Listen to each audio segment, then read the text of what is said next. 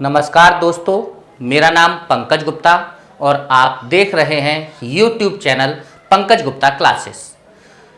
दोस्तों, आज की क्लास में हम लोग सिंधु घाटी की सभ्यता के जो प्रमुख स्थल थे और वहां से हमें कौन कौन सा साक्ष्य प्राप्त हुआ है, इस पर चर्चा करने वाले हैं। तो दोस्तों, शुरू करते हैं आज की क्लास, हड़प्पा एवं वहां से प्राप्त साक्ष्य। तो दोस्तों, मैंने आप लोगों को यह बताया था कि यह जो हड़प्पा सभ्यता थी, यह भारत के पश्चिमोत्तर भाग में विकसित हुई थी, जिसमें आज का पाकिस्तान, थोड़ा सा क्षेत्र अफगानिस्तान और पश्चिमोत्तर भारत का क्षेत्र शामिल है। दोस्तों, यह जो पूरा क्षेत्र था वो 12,99,600 वर्ग किलोमीटर का था और इस क्षेत्र से अब तक हड़प्पा सभ्यता के 1500 से अधिक स्थल खोजे जा चुके हैं। किंतु दोस्तों, इन 1500 स्थल में जो परिपक्व नगर हैं, यानी आप उनको पूर्ण विकसित नगर कह सकते हैं, उन परिपक्व नगरों की जो संख्या है वो कुल 6 है और इनमें जो सबसे पहला परिपक्व नगर है वो है हड़प्पा नगर।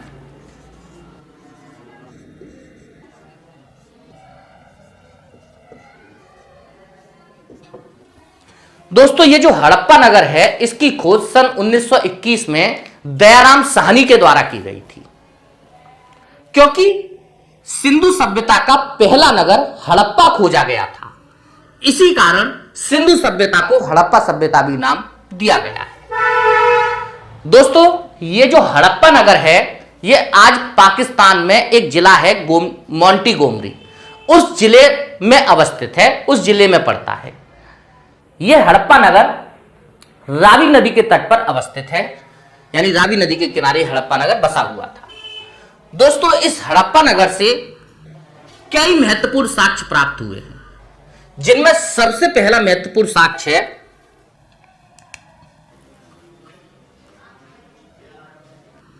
सिक्के से, यानी मोहर से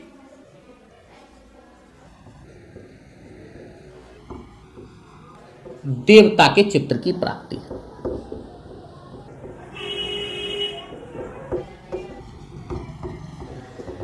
दोस्तों, हड़प्पा नगर से एक ऐसी मोहर प्राप्त हुई है जिसकी पीठ पर एक देवता का चित्र बना हुआ है, जो पद्मासन की मुद्रा में बैठा हुआ है, जिसके सर पर 3 सींग और पैरों पर कुछ जानवर हैं। ऐसा माना जाता है कि यह जो चित्र है वो भगवान शिव से मिलता जुलता है। इसी आधार पर यह माना जाता है कि हड़प्पा सभ्यता में पाशुपति या भगवान शिव का विशेष स्थान था। दोस्तों, इसके अलावा हड़प्पा नगर से मिट्टी की बनी हुई कई प्रतिमाएं प्राप्त हुई हैं। मिट्टी की बनी हुई एक ऐसी प्रतिमा प्राप्त हुई है जिसके योनि से एक पौधा निकलता हुआ दिखाया गया है। इतिहासकारों का मानना है कि यह पृथ्वी देवी की मूर्ति है और जो पौधा निकलता हुआ दिखाया गया है वो उर्वरा को प्रदर्शित करता है। तो दोस्तों, यह था हमारा हड़प्पा नगर, जिसकी खोज सन 1921 में दयाराम साहनी के द्वारा की गई है।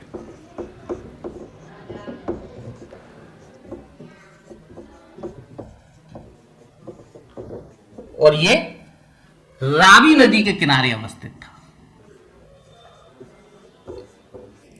दूसरा महत्वपूर्ण नगर आता है मोहनजोदड़ो।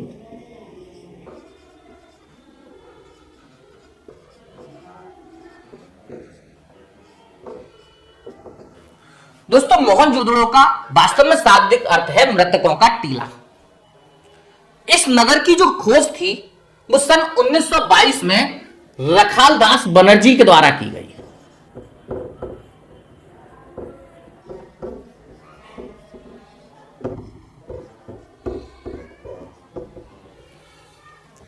दोस्तों, यह मोहनजोदड़ो भी आज पाकिस्तान के एक लरकाना जिला है, उस लरकाना जिले में पड़ता है। मोहनजोदड़ो से भी सिंधु सभ्यता के कई महत्वपूर्ण साक्ष्य प्राप्त हुए हैं, जिनमें सबसे फर्स्ट आता है नर्तकी की मूर्ति।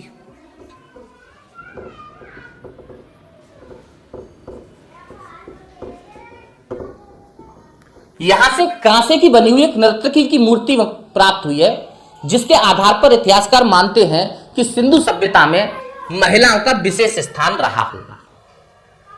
दोस्तों, इसके अलावा मोहनजोदड़ो से सिंधु सभ्यता का सबसे बड़ा स्थल,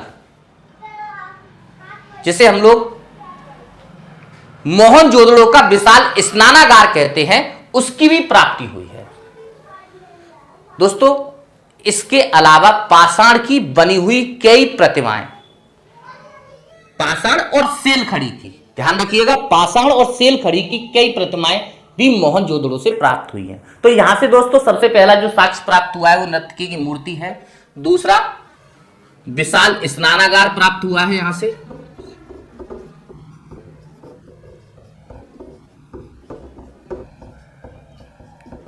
और तीसरा, पाषाण और सेलखड़ी की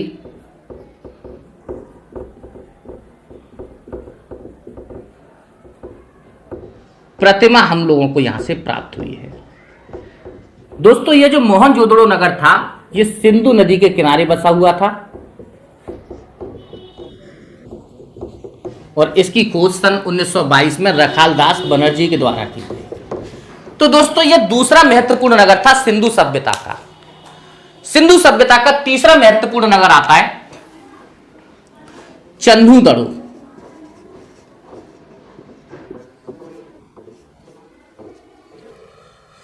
दोस्तों, ये जो चन्नूदड़ो नगर है, इसकी खोज गोपाल मजूमदार के द्वारा की गई है, जबकि इसकी खुदाई का जो कार्य है वो मैके के द्वारा किया गया है। दोस्तों, ये क्वेश्चन कई बार यूपीपीसीएस पूछ चुका है कि चन्नूदड़ो नगर की खोज किसने की थी। तो दोस्तों, चन्नूदड़ो नगर की जो खोज है वो गोपाल मजूमदार के द्वारा, और जबकि खुदाई या उत्खनन का कार्य मैके के द्वारा किया गया है। तो खोजकर्ता थे इसके गोपाल मजूमदार।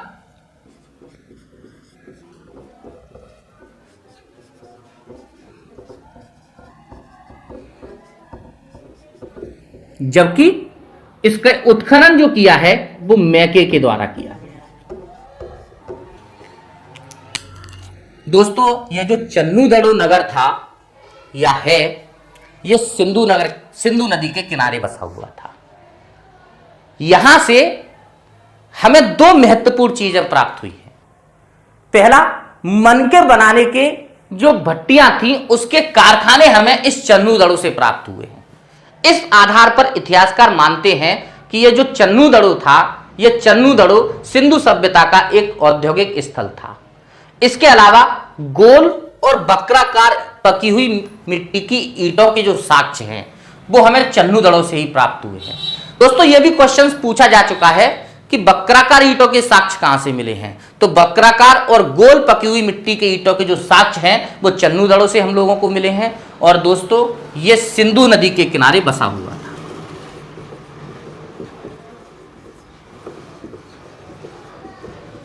तो यहां से पहला जो साक्ष्य हमें प्राप्त हुआ है वो मनके बनाने की भट्टी,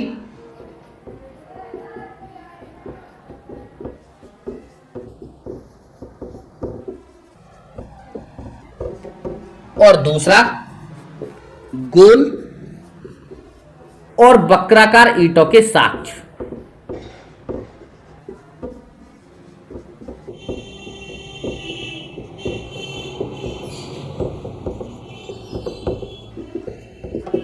तो दोस्तों, यह नगर था चन्नूदड़ो। जो अगला महत्वपूर्ण नगर है वो है बनावली।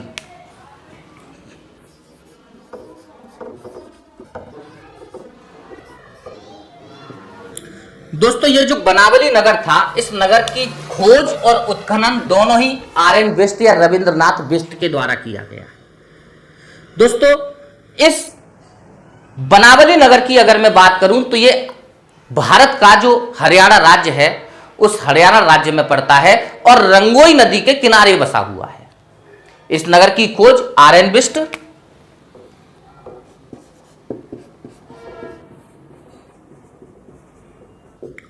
के द्वारा की गई और ये रंगोई नदी के किनारे बसा हुआ है। रंगोई नदी के किनारे हरियाणा का जो हिसार जिला है उसमें पड़ता है।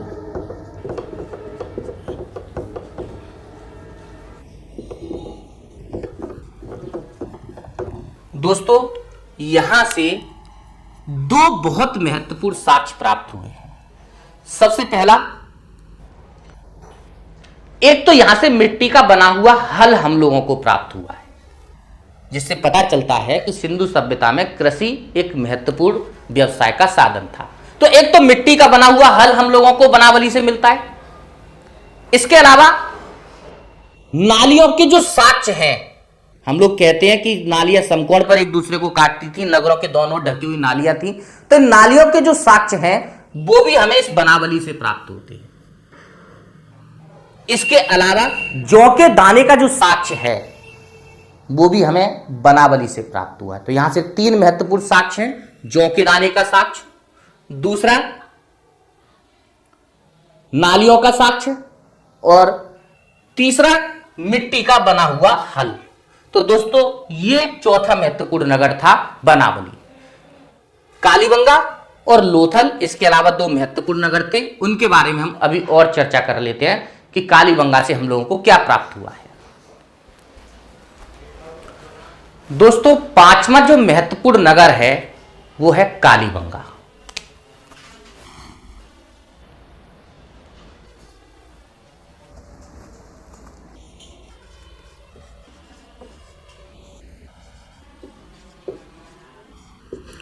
दोस्तों ये जो कालीबंगा है राजस्थान का जो गंगापुर नगर सिटी है उस सिटी में पड़ता है, और ये घग्गर नदी के किनारे बसा हुआ था। दोस्तों ये जो कालीबंगा है इसकी खोज एवं उत्खनन का कार्य, खोज और उत्खनन बीबीलाल एवं बी के थापड़ के द्वारा किया गया है,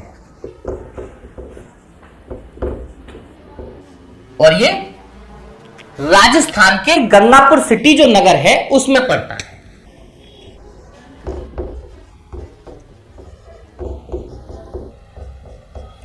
कालीबंगा हड़प्पा सभ्यता के बहुत महत्वपूर्ण स्थलों में से एक है।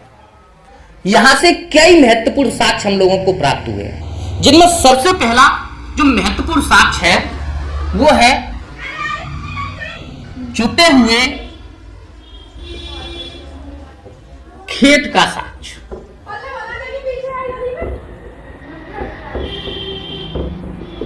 दोस्तों ये जो कालीबंगा है यहां से हमें जुते हुए खेत का साक्ष्य प्राप्त हुआ है, और जब आप इस जुते हुए खेत को देखेंगे तो इससे पता चलेगा कि सिंधु सभ्यता के लोग एक साथ दो फसलों को उगाना जानते थे। यानी जो खेत की जुताई है वो इस तरह की है कि वहां पर दो फसलें की जा सकती हैं। दूसरा महत्वपूर्ण साक्ष्य यहां से अग्निकुंड की प्राप्ति है।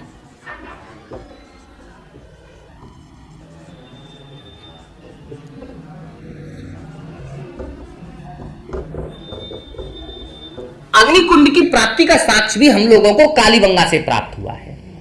इसके अतिरिक्त आप देखेंगे लकड़ी के बड़े बड़े कुंदों को अंदर से खोखला करके उनसे नाली बनाने का जो साक्ष्य है वो भी हमें कालीबंगा से प्राप्त होता है। यानी तीसरा महत्वपूर्ण साक्ष्य लकड़ी के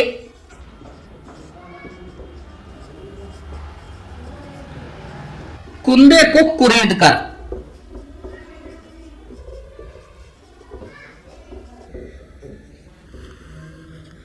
नाली बनाने का साक्ष्य।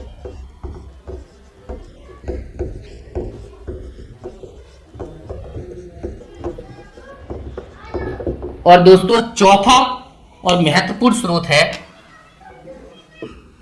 साक्ष्य है चावल के दानों का साक्ष्य।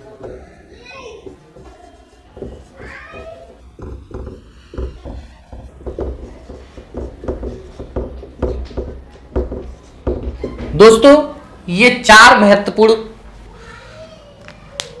हम लोगों को साक्ष्य कालीबंगा से प्राप्त हुआ, और पांचवा और महत्वपूर्ण स्थल है लोथल।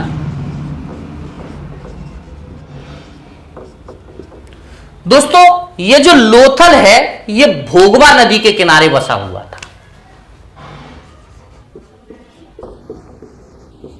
और ये गुजरात में अवस्थित है आज। इस लोथल नगर की जो खोज थी वो रंगनाथ राव के द्वारा की गई है।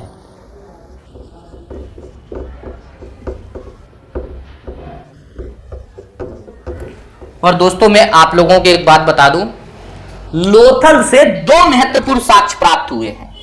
पहला, लोथल से विश्व का सबसे प्राचीनतम गोदीवाड़ा प्राप्त हुआ है।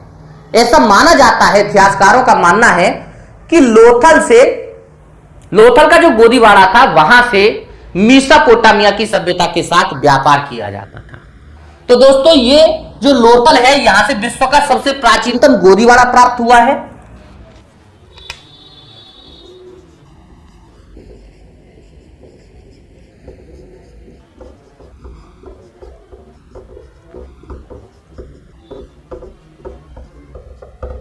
गोदीवाड़ा का मतलब है डॉकयार्ड लोगों को।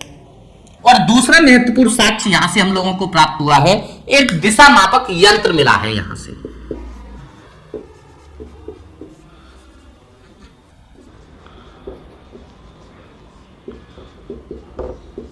तो दोस्तों ये 6 महत्वपूर्ण स्थल थे सिंधु घाटी की सभ्यता के। अभी एक और महत्वपूर्ण स्थल रह गया है जिसका नाम है रोपड़। दोस्तों ये जो रोपड़ है ये सतलज नदी के किनारे बसा हुआ था।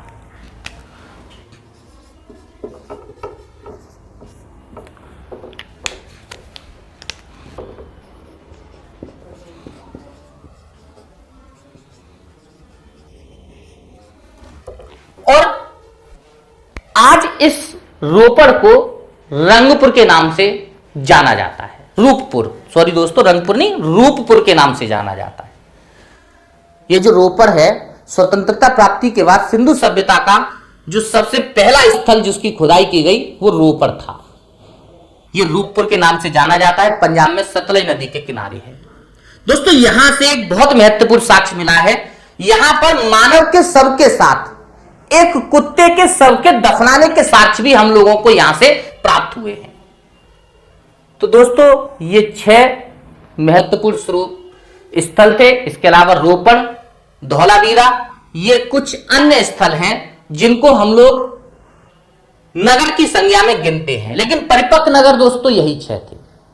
नेक्स्ट क्लास में दोस्तों हम लोग सिंधु सभ्यता का सामाजिक, आर्थिक और राजनीतिक जीवन पढ़ेंगे कि सिंधु सभ्यता के लोगों का आर्थिक जीवन यानी किस तरह का व्यवसाय करते थे, समाज किस तरीके का था। थैंक यू दोस्तों।